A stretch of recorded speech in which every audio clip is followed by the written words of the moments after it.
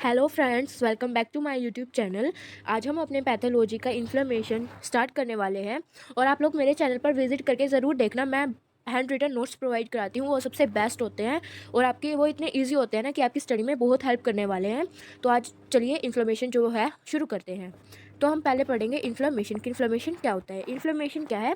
Response of immune system to the irritant.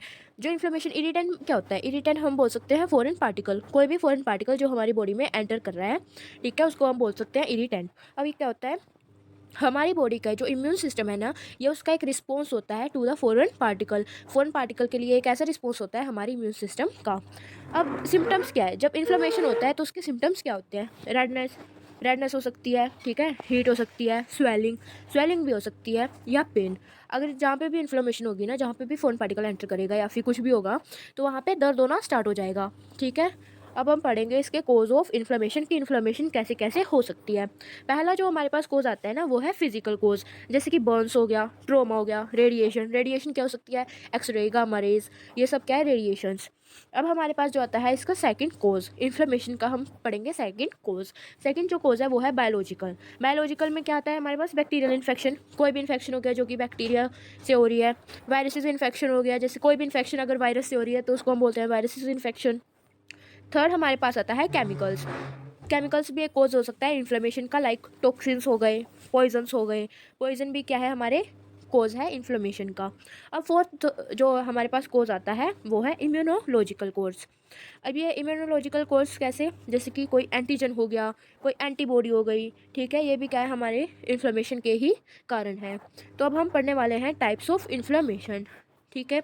तो जो हमारे इन्फ्लेमेशन के टाइप्स होते हैं ना, वो होते हैं दो टाइप्स। पहला है एक्यूट इन्फ्लेमेशन, सेकंड हमारे पास आता है क्रोनिक इन्फ्लेमेशन।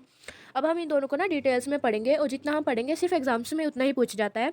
और जो ना ये एग्जाम्स में ऐसे पूछ लिया जाता है कि इन्फ्लेमेशन बताओ, टाइप्स बताओ इन्फ्लेमेशन के, तो इसके डायरेक्ट क्वेश्चन नहीं आते हैं, या फिर शॉर्ट क्वेश्चन में 1 1 मार्क वाले में पूछ लेंगे। तो इनसे जो मैं पढ़ा रही हूँ इससे बाहर कुछ नहीं आएगा।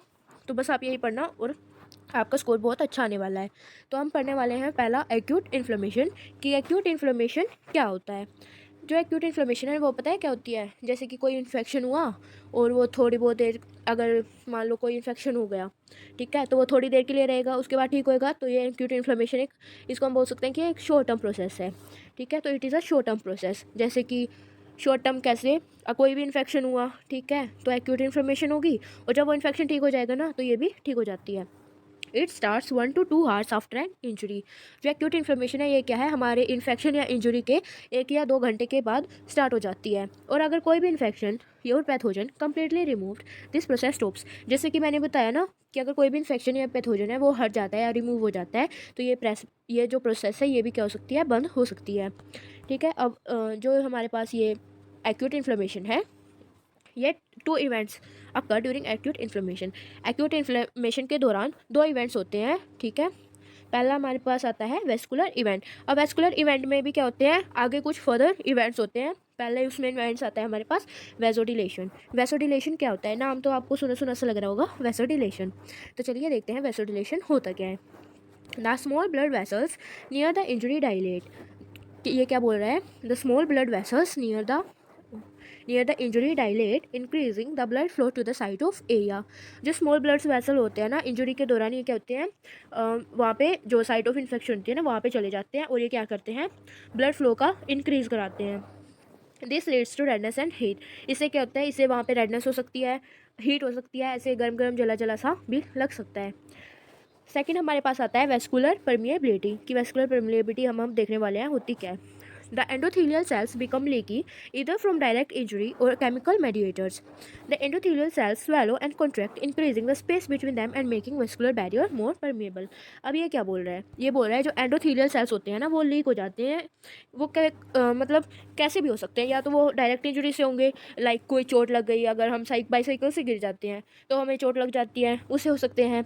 या फिर कोई भी केमिकल मेडिएटर हो गया, कोई भी केमिकल्स हो सकते हैं, लाइक टॉक्सिन्स हो सकते हैं, पॉइजन्स हो सकता है, ऐसे भी कुछ भी हो सकता है जिससे जो है एंडोथीलियल सेल्स लीक हो जाते हैं, लीकी हो जाते हैं। उसके बाद एंडोथीलियल सेल्स जो होते हैं ना, वो स्वेलो हो जाते हैं, वो स्वेलो कर जाते हैं और कॉन्ट्रैक्ट कर जाते हैं। इससे क्या होता है? जो ये क्या करते हैं? स्पेस क्रिएट कर देते हैं, मतलब स्पेस को इंक्रीज कर देते हैं और जो वस्कुलर बैरियर है उसको और भी ज़्यादा परमिएबल ये बना देते हैं। अब यहाँ पे एक मिनट गाइस, हाँ ये तो हो गया हमारा। अब हम पढ़ने वाले हैं इसमें ये एक ऐसा पॉइंट है जो कि हमें अपने उसमें एग्ज़ाम में याद करके ज़रूर जाना है, मतलब ये वो पूछ लेते हैं 1 मार्क वाले में।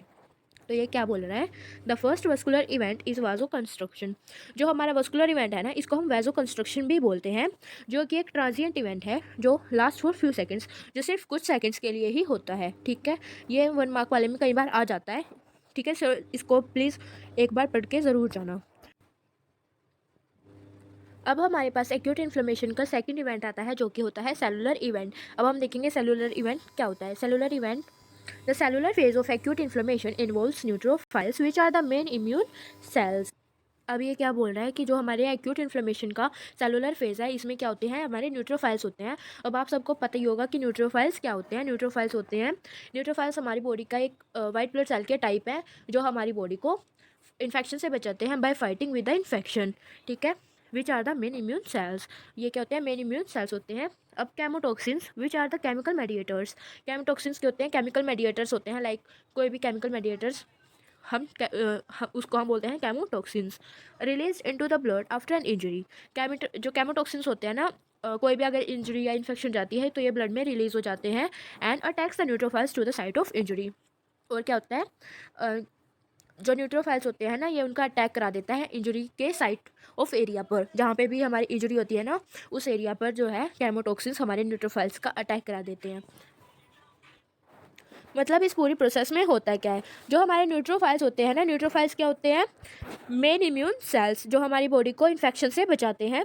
तो वो क्या होता है, जो हमारे न्यूट्रोफाइल्स होते हैं ना, उसमें केमोटॉक्सिन्स जो केमिकल मेडिएटर्स होते हैं, उसको इंजरी के बाद जो है केमोटॉक्सिन्स ब्लड में रिलीज हो जाते हैं, जिससे जो केमोटॉक्सिन क्या करता है, न्यूट्रोफाइल्स का अटैक करा देता है साइट ऑफ इन्फेक्शन पर, जिससे क्या होता है, जो न्यूट्रोफाइल्स हैं वो हमारी बॉडी में अगर कोई भी इन्फेक्शन है तो उससे फाइट करेंगे और हमारी बॉडी को ठीक कर देंगे, मतलब कोई भी इन्फेक्शन होगा तो उसको अच्छे से ठीक कर देंगे।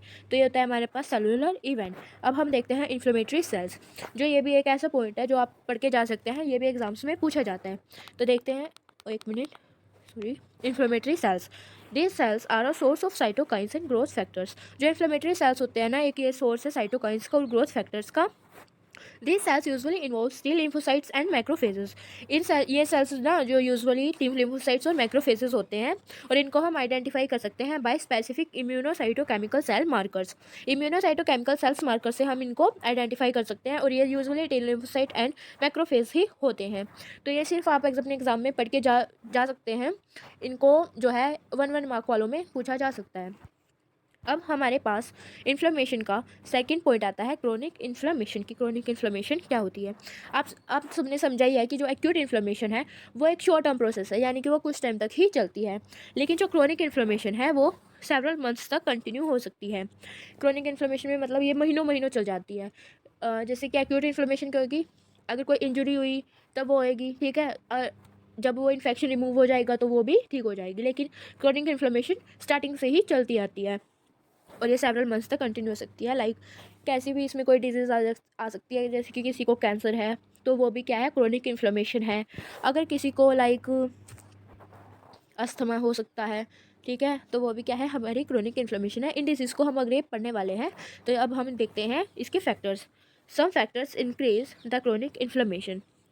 ये कुछ फैक्टर्स होते हैं जो कि क्रोनिक इन्फ्लेमेशन को इंक्रीज़ करते हैं, लाइक जैसे कि ओबेसिटी हो गई, अगर ज़्यादा मोटापा है तो भी क्रोनिक इन्फ्लेमेशन के चांसेस होते हैं, या फिर ओल्ड एज यानी कि बुढ़ापा, ठीक है। स्मोकिंग, अगर कोई स्मोक करता है, धूम्रपान बहुत करता है, तो उसको भी क्रोनिक इन्फ्लेमेशन के चांसेस बहुत ज़्यादा होते हैं। तो अब देखते हैं डिसीज़ के बारे में कि कुछ डिसीज़ जो हमारी क्रोनिक इन्फ्लेमेशन होती है। Some disease considered as an chronic inflammation, कुछ ऐसे डिसीज़ होते हैं जिनको हम क्रोनिक इन्फ्लेमेशन कंसिडर करते हैं, जैसे कि कैंसर एक क्रोनिक इन्फ्लेमेशन है। ट्यूबरक्लोसिस भी एक क्रोनिक इन्फ्लेमेशन है। डायबिटीज़, अगर किसी को शुगर है तो वो भी एक क्रोनिक इन्फ्लेमेशन है, क्योंकि डायबिटीज़ इतने जल्दी ठीक नहीं होती, इसको महीनों लग जाते हैं। अस्थमा, आपने देखा ही होगा, अगर किसी को अस्थमा है तो वो भी क्या है, क्रोनिक इन्फ्लेमेशन है। तो स्टूडेंट्स, आज की वीडियो में बस इतना ही। नेक्स्ट हम कुछ अपना पैथोलॉजी के ही टॉपिक्स पढ़ने वाले हैं। स्टे ट्यून, और थैंक्स फॉर वॉचिंग। मेरे जो है टेलीग्राम ग्रुप को आप लोग मेरे जो टेलीग्राम ग्रुप है ना मेरा, उसको ज्वाइन कर सकते हैं नोट्स के लिए। मैं हैंड रिटन नोट्स भी उसमें शेयर कर दूँगी अगर आप लोगों को चाहिए। तो ये वाले नोट्स हैं ये तो मैं प्रोवाइड कराने वाली हूँ, ठीक है। तो ये मेरे जो ग्रुप है उसका नेम है, तो आप वहाँ से नोट्स ले सकते हैं। And thanks for watching, please subscribe to my channel. और मैं आप लोगों के लिए ऐसी वीडियोस लाती रहूँगी। आप लोग बस यही नोट्स ना जो है यही पढ़ के चले जाना, एग्ज़ाम्स में आप अच्छा स्कोर कर सकते हैं। And thanks for watching.